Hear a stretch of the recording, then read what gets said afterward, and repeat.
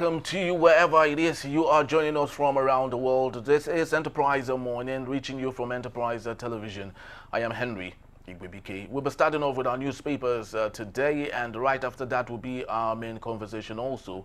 Please do well to be part of what we do. You can always find us at enterprisetvnews.com. You may equally like, comment, and follow us on all our social media platforms at Enterprise TV7. We're very so honored to have with us, joining us via Zoom, Olajumoke Alawode James. She is a communicator and equally a public affairs analyst. Good morning to you, Jumoke, and welcome to Enterprise Morning today. Excellent morning, Henry. Thank you very much. Thank you so very much for your time. We truly do appreciate it. Now let's get to our first daily for today, the Punch newspaper. 2027 Atiku bloc defies PDP governors over coalition talks, and we have some couple of writers here. Ex-VP insists on 2027 pan-Nigerian project as PDP governors distance a party from coalition talks. With this, do you think it's ever possible for the PDP to have a second time with the presidency, with the kind of division we see right now between them? Let me start by joking around. Yes, please. The current minister for the FCT, right, Nyesom Wike, is actually a PDP member. Yeah. And the way he carries the APC on his head, right, with leaders like that in that political party, do you think that the party is going anywhere? Definitely not. But it also seems, so this is also funny, that PDP stalwarts are tired of collecting Vice President Atiku's money for him to be their presidential candidate. Instead, they're more interested in capturing the presidency for themselves.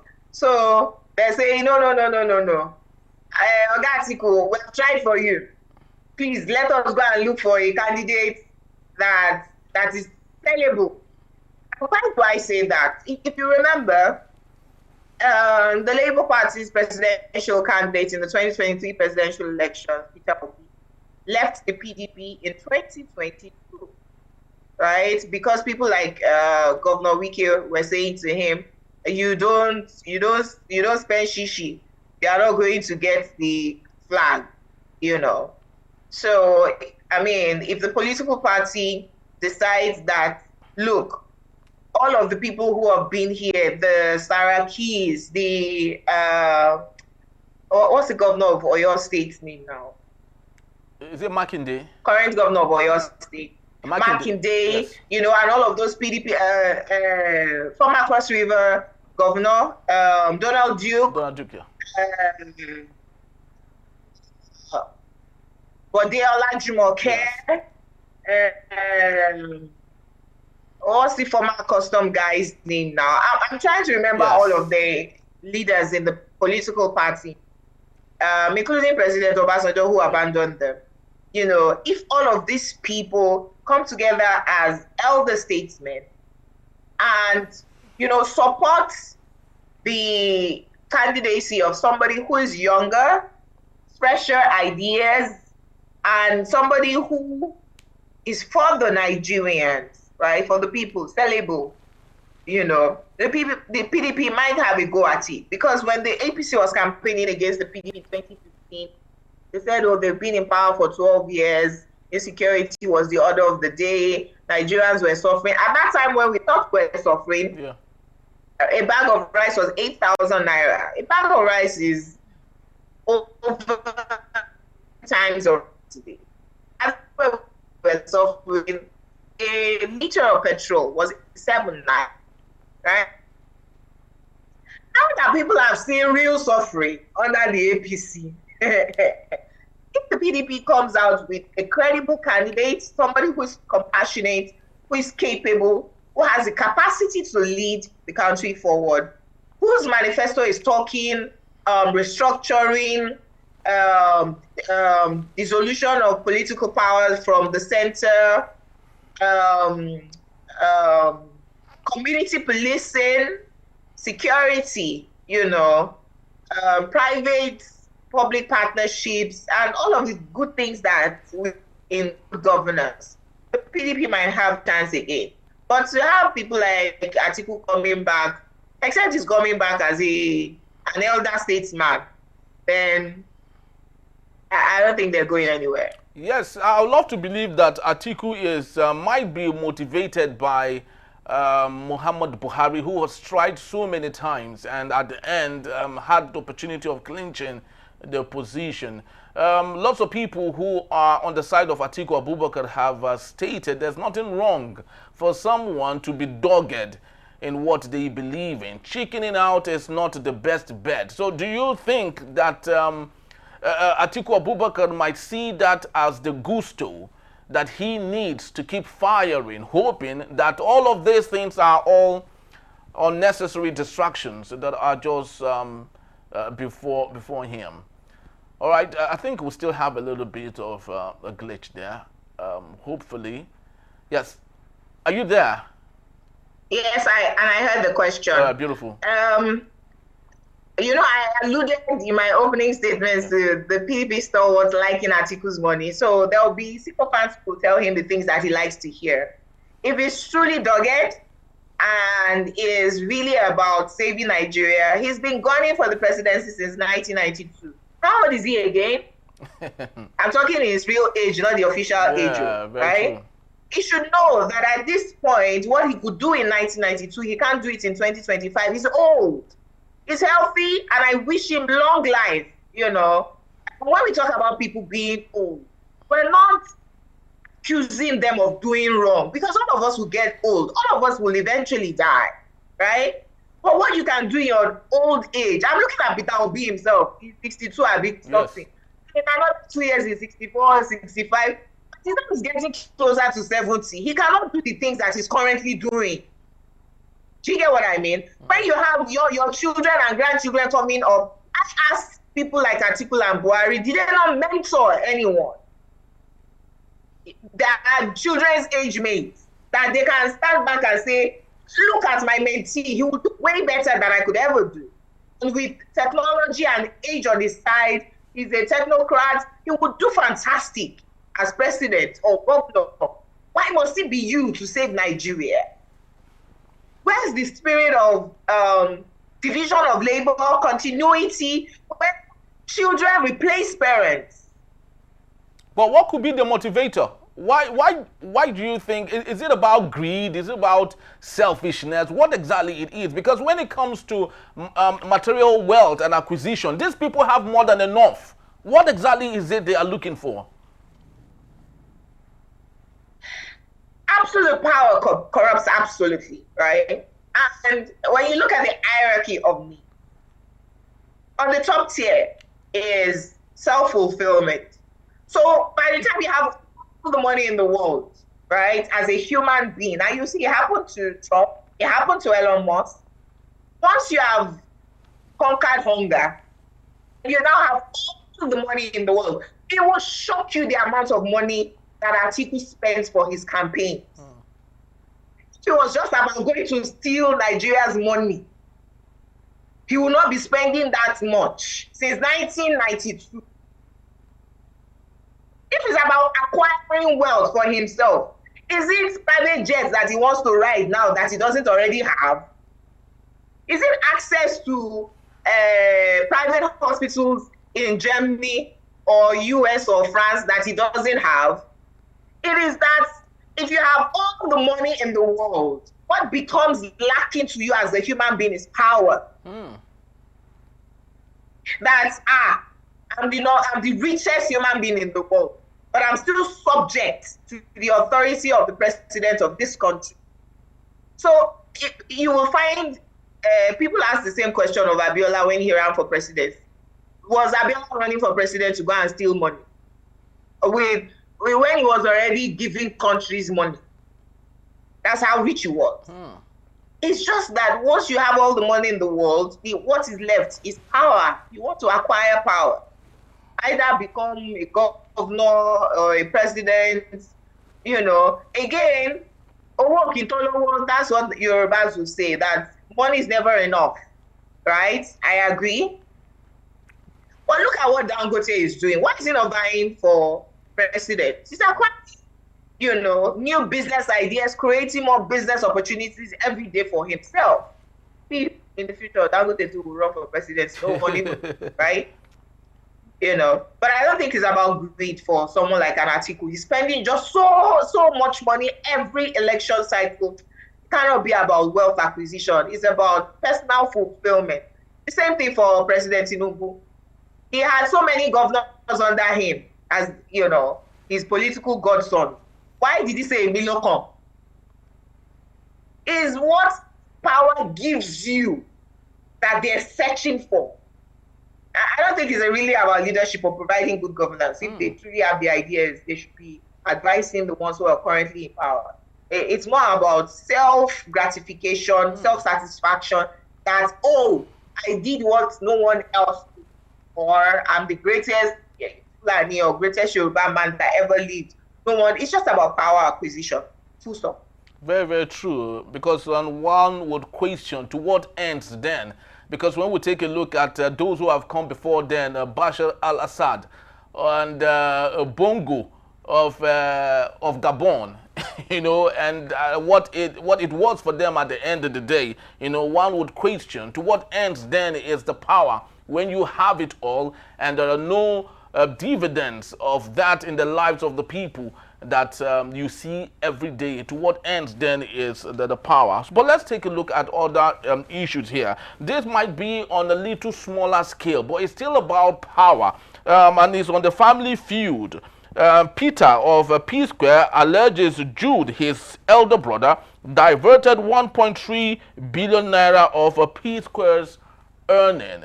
From one big power to this time around a small power. It's still the same power. What exactly are these siblings looking for that they do not have?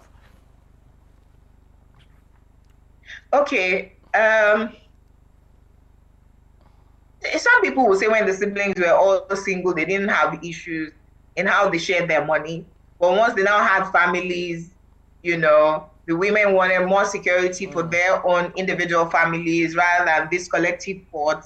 So they started to divide, which one is our own, and different from your brother's own, But the Jude that I know is someone who invested so much in his brothers. Yes. He believed in them, right? And so he believes that he's entitled to whatever it is that he's getting. A normal manager would get 30%, right? Yeah. Of your,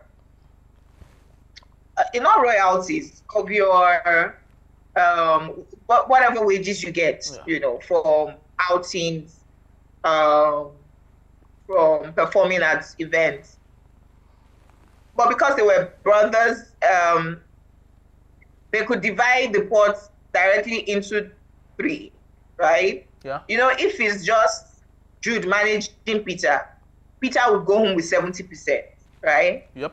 But now is Jude taking 30% and the remaining brothers sharing the remaining. It seemed like monkey they chop. Monkey they walk back to the chop. What's happening here? But this allegation of 1.3 billion, my first reaction was to go and Google how much did we use to build Third Mainland Bridge under President Babangida. That one person is going on with 1.3. He's a big boy, yo. Again, I think because they're family members, because Yorubas have a saying that we don't go to court and remain friends. I think that they should sit on the round table. Again, as an expert in international law, I know that every war ends on a negotiation table.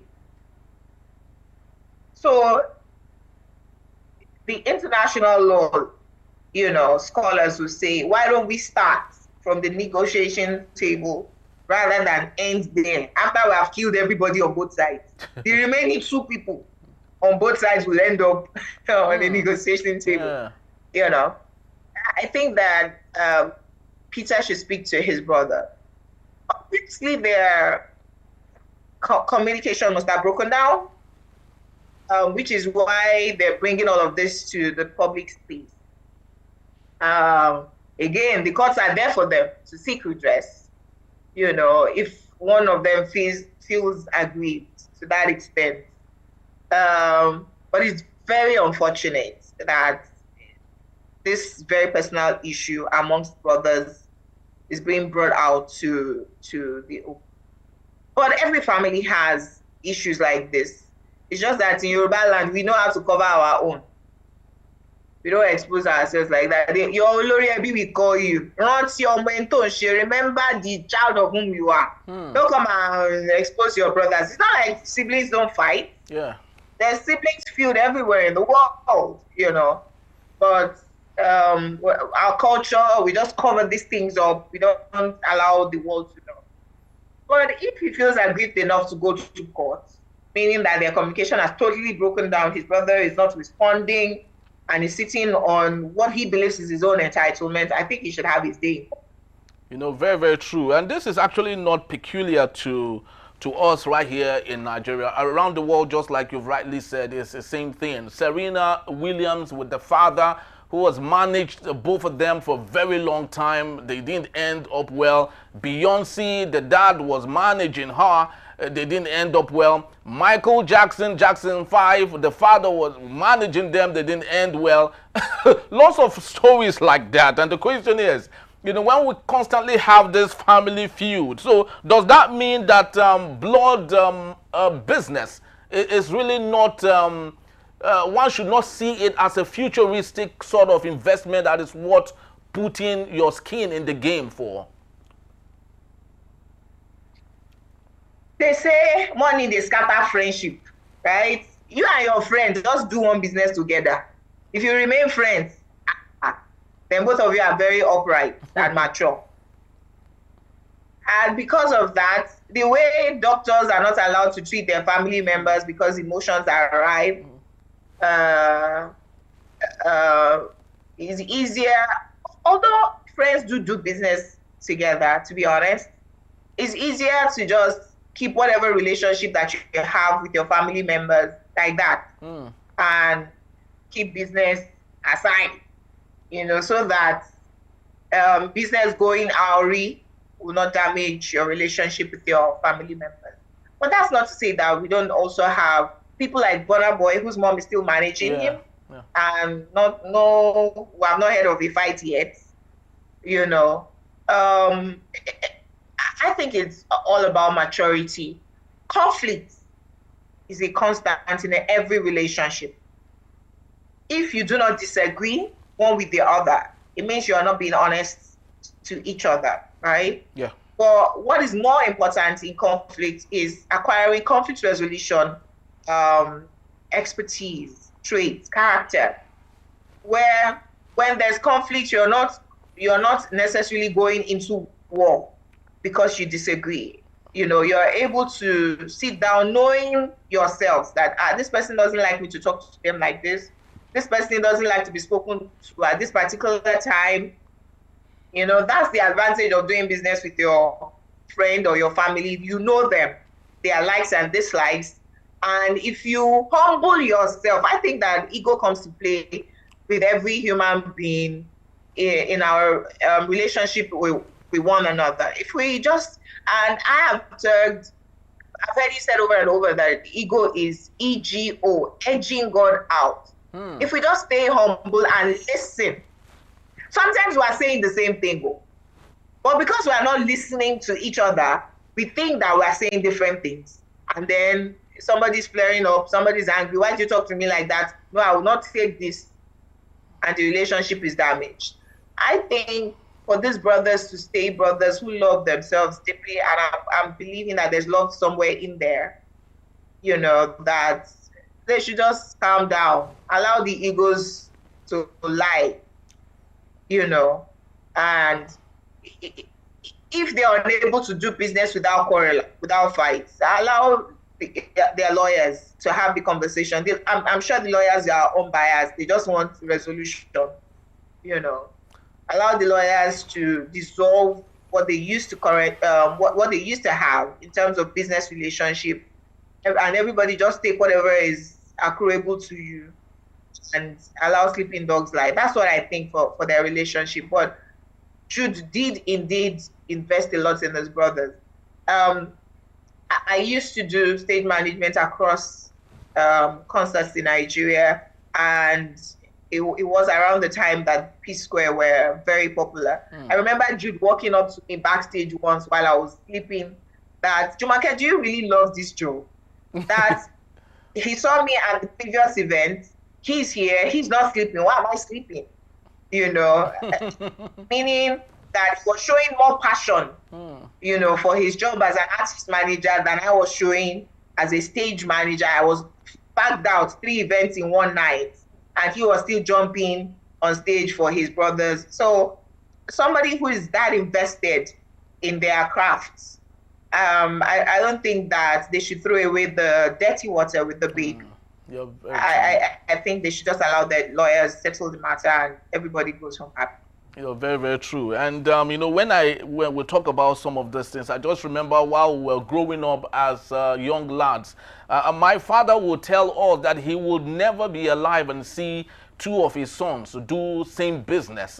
We didn't understand what he was talking about us at the time, but of course, with time, we actually started knowing what exactly he was talking about. So maybe the relationship between bloodlines should be kept. It's a sacred relationship that we maybe should not allow all of these other necessary distractions, to come in one way or another. But let's take a look at the Guardian newspaper. And one of the biggest stories making headline right now is Rivers State, and of course is the NBA, Nigerian Bar Association, Rivers with the sole administrator trading words over conference 300 million naira refund. Jumoke, they say he who comes to equity must come with clean hands. As much as NBA is condemning the state of emergency in Rivers State and using that as a protest slogan to say we would not have our conference in a state that is governed by a sole administrator, then the question is, don't you think it's good enough for them to refund the 300 million naira that was offered them by Siminalayi Fubara? They said the 300 million was a gift. Really? 300 million and as a gift? So you understand that 300 million is a lot of money now. If you want to give me money now, you send me 100,000. Now, if your cleaner hears that, you say 100,000 gifts when his entire salary for 3 months is maybe 100,000. If you get what I mean. If the gift was from the government coffers, right, and was not rightly appropriated, because I should think that all government spendings go through some procedure, right? Somebody has to allow it pass. If the gift was properly appropriated, then I do not think that they should give it back. Really? I don't think they should give it back. The sole administrator himself is not illegal. He's not illegal. It's an illegality that there's a military man in Rivers State. And the people are still protesting that the government is clamping down on protesters in Rivers. Right? A governor was elected either by selection or election. No, democracy shall put somebody there. A president now comes. Is there any war? Or there's fire in Plateau? The president has not declared state of emergency. Killings in Benue every day. Governor Zulum is crying that Boko Haram has taken more territories than possible in Borno. Have you seen state of emergency in those states?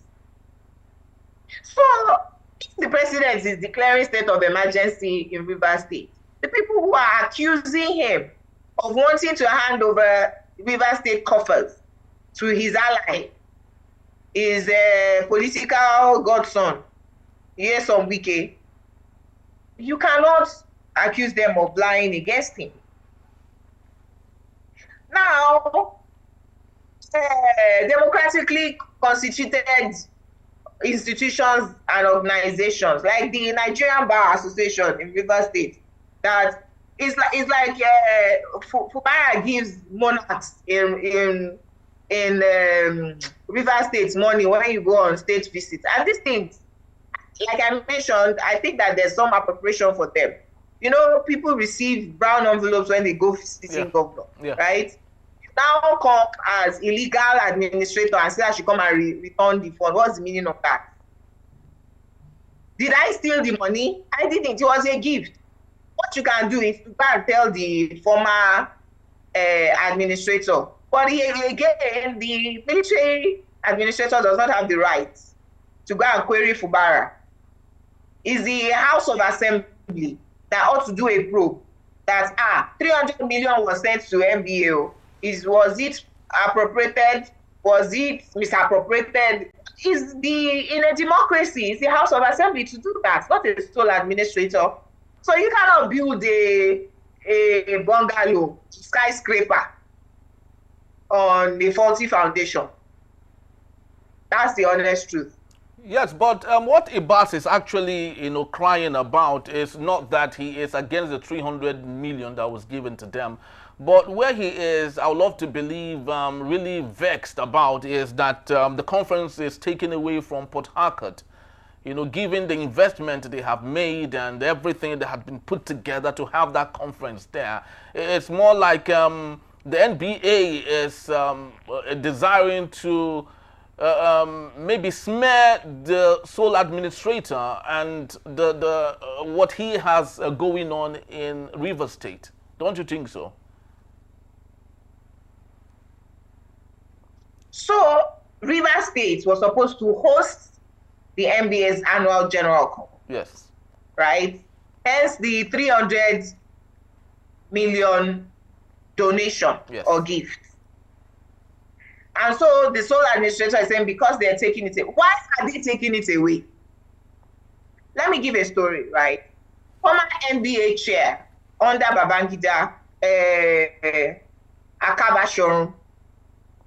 Babangida invited him to Jordan Barracks.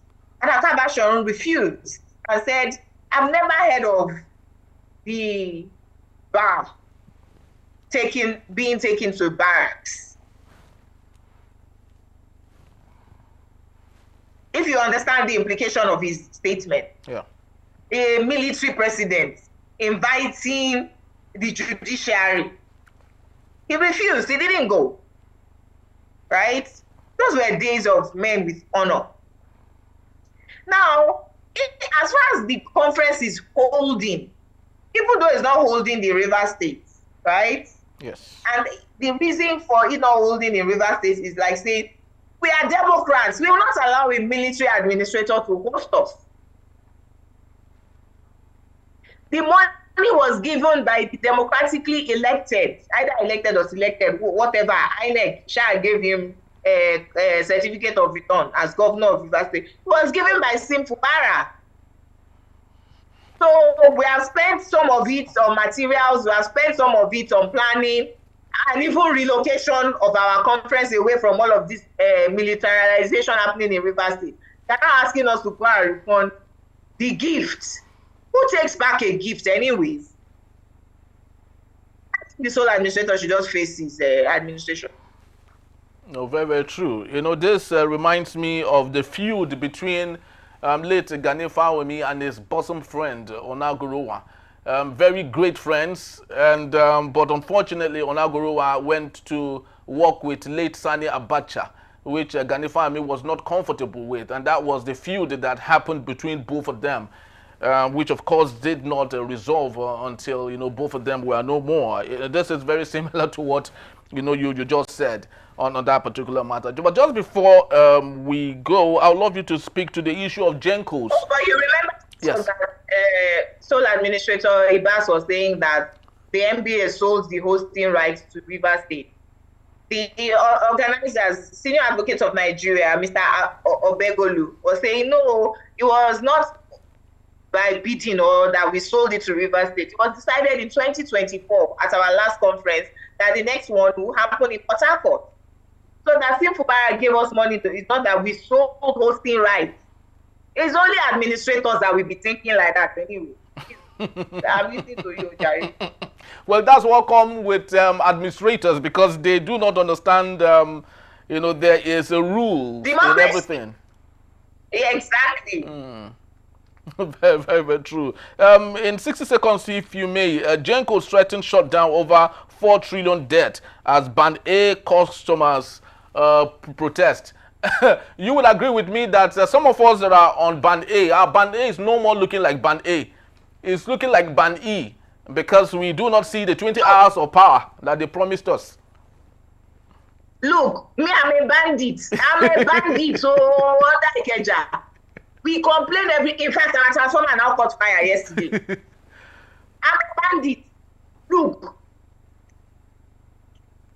I'll just give them a lifeline to say they're expanding a road, which is making them relocate all the poles and the transformers on the major road that is being expanded. They're breaking down walls, building new gutters for this expanded road coming from the newly constructed Okpebi or Jota Bridge. Yes. They're taking all the way down to Allen. Yes. But before then, they were not giving us 20 hours. It is not now that if you see, they will give us at night. So I'm sure it's after the construction has closed in the evening, they give us till morning, it goes off again. But before construction, they were not giving us 20 hours. We are bandits on this bandit.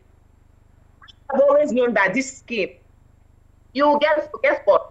The people who were previously on the willing buyer, willing seller scheme, that's the premium power, bilateral agreement, they're still finding ways to give them that 20 hours because those ones signed agreement and they don't want them to take them to court for breach of contract. But those of us that were just willingly without premium, and they just looked at our estates and moved us to Band A by themselves.